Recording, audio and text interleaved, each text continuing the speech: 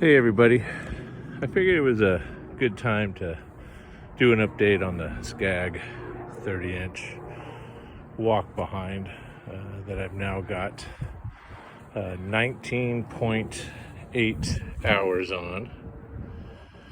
And I've gone through quite a bit of the lawnmower. I figured now would be a good time, since I've had it close to 20 hours of mow time, of things I've had to have done to it. They were all factory service.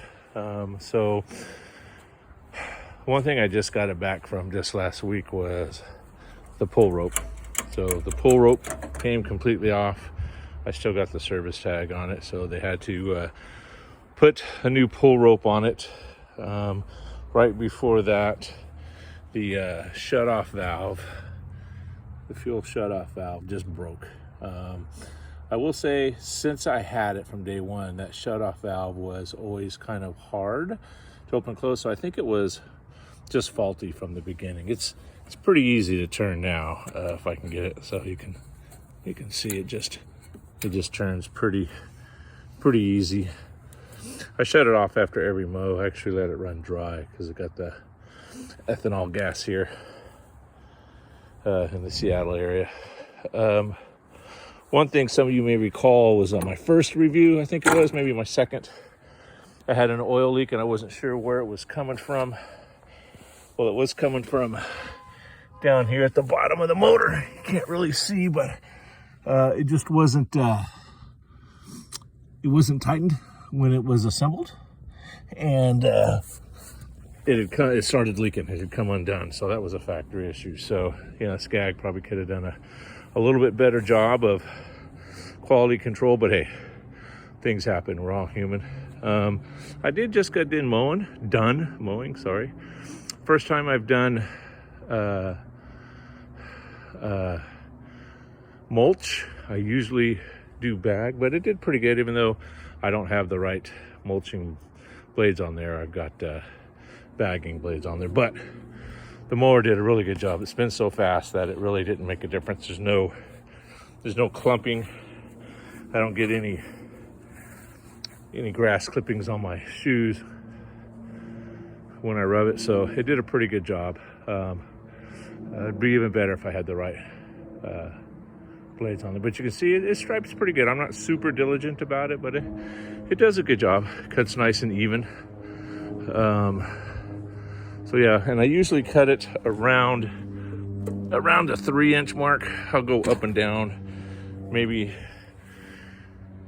as low as 2.5, depending on what I'm doing. But usually right around 3.25. So I just cut this at I think it was 3. Yeah, still like the mower. It's heavy. I'm learning to work it even better. I will say, what I've learned to really do is for these tight corners, like this narrow side here, and I got another one on that end of the property, I really have to push it down pretty low, and then it swings pretty easy. If I try to U-turn it on all fours, it is quite a work to get it. But it fires up every time. It runs good. It mows good. Would I buy it again? With everything that's on the market now for what I'm looking for, yes. I wanted a 30-inch walk behind with a rear bagger when I wanted to use it. I didn't want a side bagger because I've got the deck over there and the benches right here. So I just like a rear bagger as opposed to a side bagger. It's not a lawnmower that I would let the neighborhood kids use to borrow or mow my grass where I'm gone. And my wife said she won't use it, so some limitations there, but I'm sure there's other lawnmowers out there, right? The Toro 30-inch, a couple other ones I can't remember off the top of my head that I also looked at, are very good mowers. The mulch plug, right? That's right in there. So yeah, that works right. Let me see if I can start it for you real quick, because it does start pretty easy, and then I'll put it away. So hey, thanks for watching, guys. I sure appreciate it, And you know the drill. Hit the like button, subscribe maybe. It's just a homeowner doing an honest review of a lawnmower. So let's see how this thing will start up here.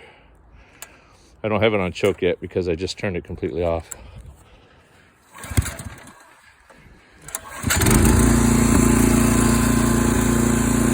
So there you go. 2 pulls and it started right up. In the middle of summer, I'm sure it'll start with just 1 pull. So, all right, guys, you take care. Look forward to spring coming for sure.